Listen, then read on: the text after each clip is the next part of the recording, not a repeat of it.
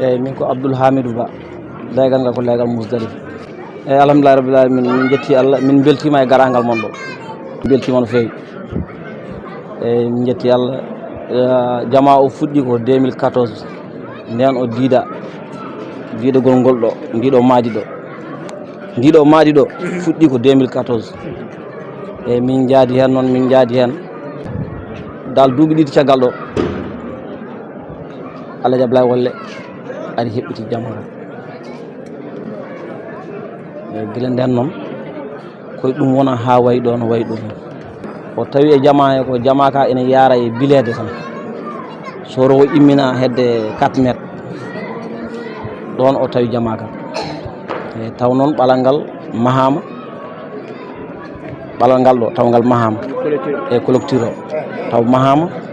e o soro o immima ha hedde 4 métres ɗon o tawi jama o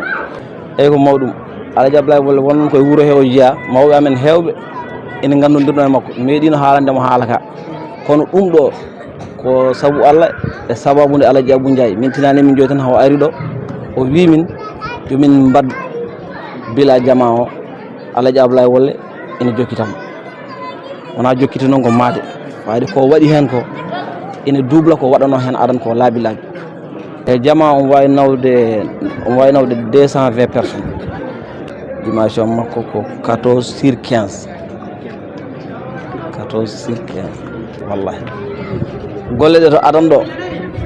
nde minen tan e maçon amen momin gollodiranno adan o ko mawɗum dole kewani no fewi kono noon min meeɗa jogade probléme wonde matériel ina manki wonde o gollata kono noon maçon o min dañde mum caɗele gollat hitande jooɗo fodde duuɓi 2 duuɓi 3 arani emin jiiɗimo emin jiiɗi golle makko min jiiɗa sirrude makko min muñiri noon min gondiri e makko noon ha noon Allah waɗi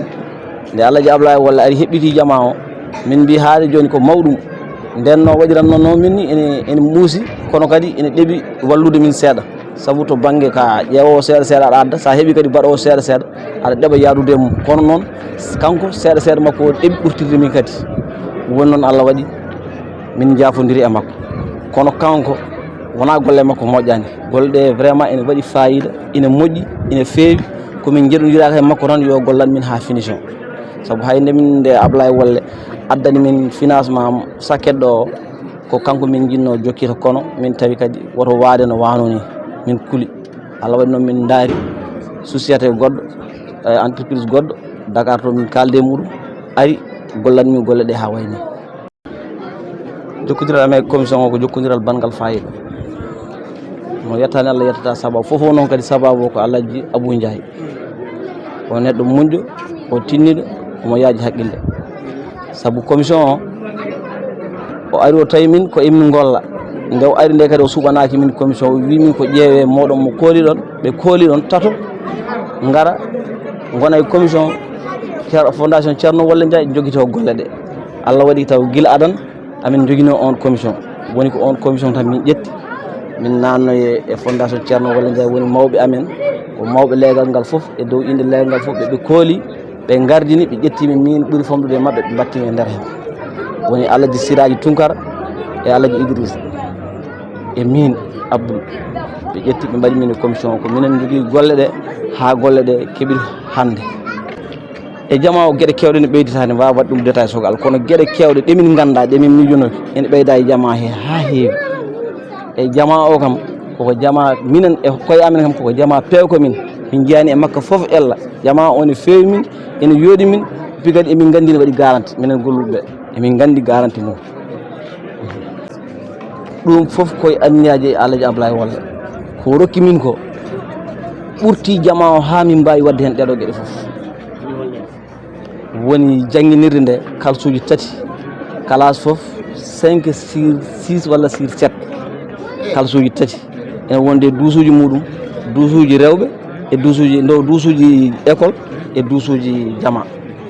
e caaliki jangguinirki ɗum foof koye finalement mum rokkumi premiére ko hen min mbaɗi won noon dokal ngal wona mankugal ne timmi machallah ne timmi sabu foof ko hen min mbaɗi kadi min meeɗa ruttitade makko min mbimo o wallu min ɗum ɗo walla waɗa min ɗum ɗo vraiment dokal ngal ngal timmu no feewi eyyi ɗum fof noon ko sababu o Alaji Abou Ndiaye ko ɗo o jibinayi ngal leegal ko ɗo o mawni ko ɗo o woni o waɗi hen ballal ha hande ha ñalawma hande to gonɗen ɗo ballal makko ene hen eyyi darde nde emin mbaɗi programme darade hen darde tinde e anniya heddi noon ko gollal programme darade rewidade golle ɗe ha ɗe mbawa hisde foof min juɓɓini saabu min ƴeewi yimɓe ɗiɗo fotoɓe yoɓede kala koɓe kawra eɓe jooɓe par mois eɓe ndena jama o eɓe guddamo eɓe gudditamo eɓe lawda leɗɗe gonɗe hen nde eɓe doosa ɗum kam min ƴetti on ɗon programme ɓesguji ɗi ne belti hen no fewi ñande foof eɓe kaala eɓe kolla weltare mabɓe saabu nokku o ko nokku caɗɗo ndiyam ɗo leegal Musdalifa ko nokku ɓurɗo Madina foof ko Musdalifa ɓuuri sadde ndiyam ha hande robinet aji taw ko robinet aji beddaji robinet aji ɓurɗi ko gasɗe min mbaɗi ɗon min ƴogirta ballal Allah noon e ballal Kaw Ablaye Wally Ndiaye e sababu Alaji Abou Ndiaye Allah addi oɗo fora ɗo diwan ɗo en ha woni caggal leegal ngal foof ina hutoro ndiyam ɗam ala limite kadi o saaha ɗo wona ɗo ala limite ko kala garɗo ƴogat ha ɗo sartaji guimo caggal leegal ndewa ɗo ƴoga hen nawa kutoroyo vraiment min jettaɓe e ballal Kaw Ablaye Wally Ndiaye min jettaɓe no fewi min jettaɓe no fewi ha wona seeɗa alhamdulillah rabbil alamin ɓen amin jettaɓe no fewi surtout noon amin jogui sukaɓe amin wonɓe caggal leydi guila Gabon ha Côte d'Ivoire ha caggal leydi ɓen jama o nde woni e juuɗe amen tan Kaw Ablaye waɗani hen final ko kamɓe mbaɗi halis mabɓe ɓe jeehi ɓe mbaɗe jama ha woni 43 millions koye mabɓe iwi kadi taw kadi ɓe mbaɗani hen ɓe jarani hen caggal eɓe joguino kadi pellital ɗum ɗon dañde mabɓe wasde ɓe jiiɗi continue ɗum ha jama o gasa eyyi ko Allah walli Allah e ballal Allah e sababu Alaji Abou Ndiaye Alaji Ablaye Wally heɓɓitani min woni ha ɗo yarata ɗo